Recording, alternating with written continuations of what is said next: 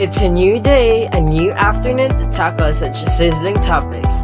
Good afternoon, everyone. This is Joshua Oudemaag, your Chief Talk host, and welcome to your favorite noontime habit, Talk Show.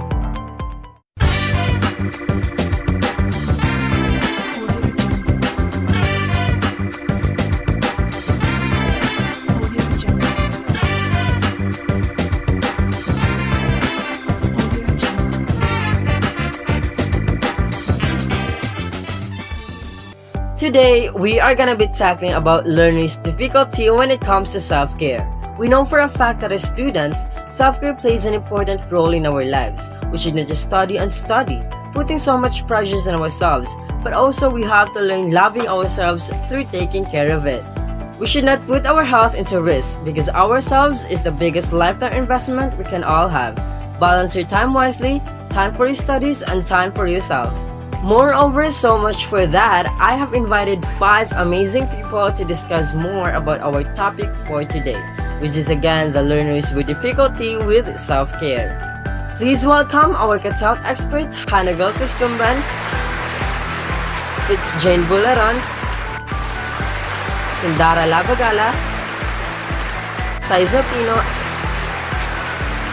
and Althea Barango. Talk experts, the floor is yours. Learners with difficulty with self-care. Learners with difficulty with self-care. By this section, we'll be able to present another set of learners with specific difficulties in self-care or caring oneself. Now, let's talk about self-care. What is self-care? So for the definition, it has been refers to the capacity of an individual to perform daily living activities or specific to body care, like washing oneself, brushing teeth, trimming nails, and a lot more. As we all know, the word self-care itself is so much understandable. It is basically about caring oneself. And the fact is that we gradually learned these skills by a very young, typically developing stages of us through adult modeling and direct instruction within development expectations. However, individuals or children who struggles with these basic activities in their daily living are classified as an individual or a children with additional needs. Oftentimes, such students are those with moderate to severe cognitive deficits. That includes with the intellectual disability or intellectual development disorder, or simply known as the ID or the IDD. So let's proceed to identification. Difficulties in self-care can be identified in a very young age. The traditional approach to measuring the levels of ID or intellectual disability of a child can be determined through intellectual test or IQ test. So we all know that the average IQ of a person is between 85 to 115. So if a child's IQ is below 85, then he or she has an intellectual disability. So we have here 4 levels that can measure a child's ID. First is if a child's IQ is below 85 or between 50 to 70, then the child is in the mild level. And if the child's IQ is between 35 to 50, then he or she is in the moderate level. IQ between 20 to 35 is where the child is in the severe level. Profound is where the IQ of a child is below 20. So that is how we can measure the child's ID. However, intellectual test is just only one aspect of measuring the child's ID. We can also measure the child's ID by direct observation, structured interviews, and standardized scales, such as the AAMR or Adaptive Behavior Scales and Vineland Adaptive Behavior Scales. Some of the domains measured by AAMR included personal sufficiency or personal self-sufficiency, meaning a child has the ability to make his or her own decision, community self-sufficiency, ability of a child in adapting the community, and social adjustment. On the other hand, Vineland Adaptive Behavior Scales cover communication, daily living skills, socialization, and motor skills of a child. So these standard scales can help measure the child's ID since, aside from cognitive, the adaptive functioning of a child also need to be assessed or estimate. So that is how you can identify the child's ID. Young children with difficulties often demonstrate delays in many areas of development. Because of these delays, they may need additional help.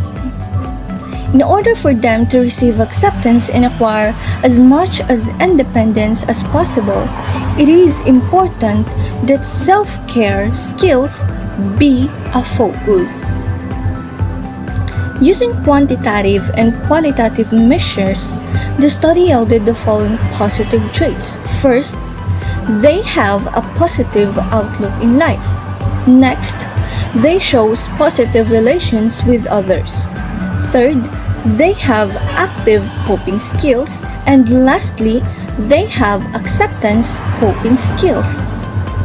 Now, these results suggest the importance of having to find the strengths in children with additional needs.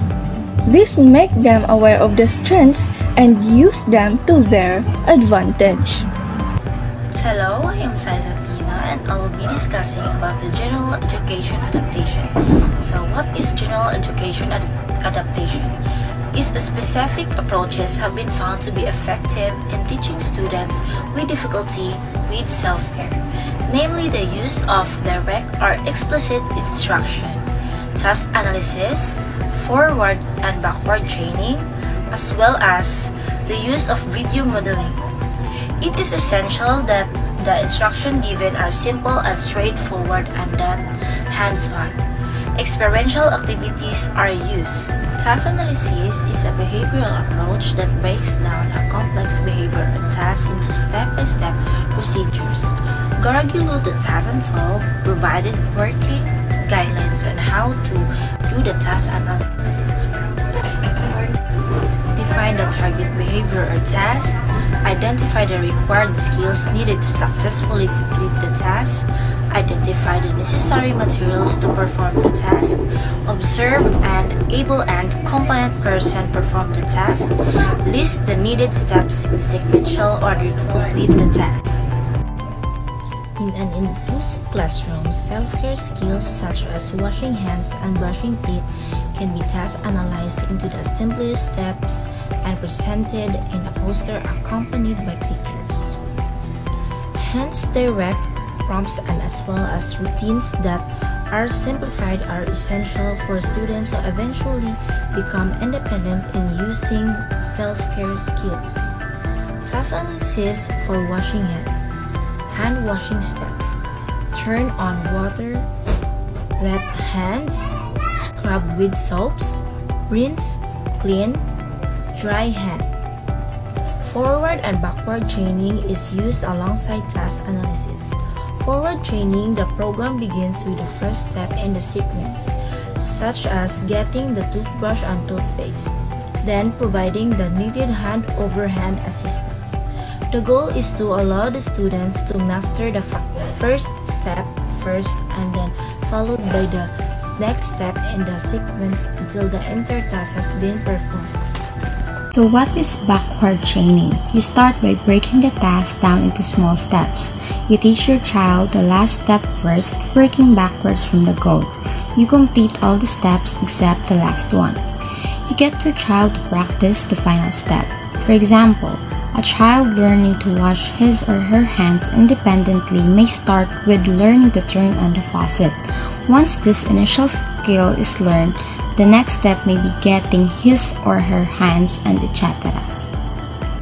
And also, through VBI or video-based intervention, it is an instructional method whereby an individual will watch a video of a model performing a skill in its entirety and then attempts to complete the skill in the same way.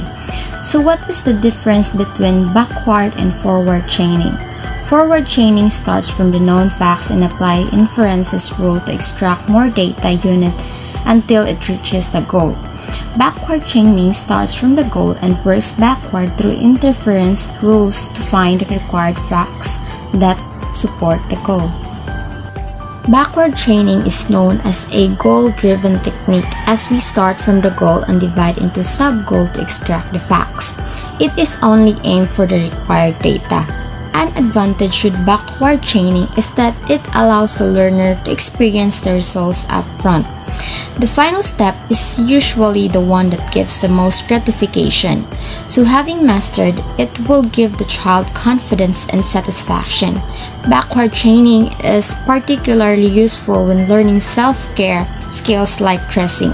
It can also be helpful when teaching younger children. It is also useful when someone is having difficulty learning new skills. Wow, very informative and detailed discussion, Katalk experts. As your Katalk host, I have literally gained plenty of learnings from you guys, and I do hope that you, our audiences, also learned from their discussions. That's all for today, peps. See you again next week for another bunch of topics and chicas. Thank you and bye-bye!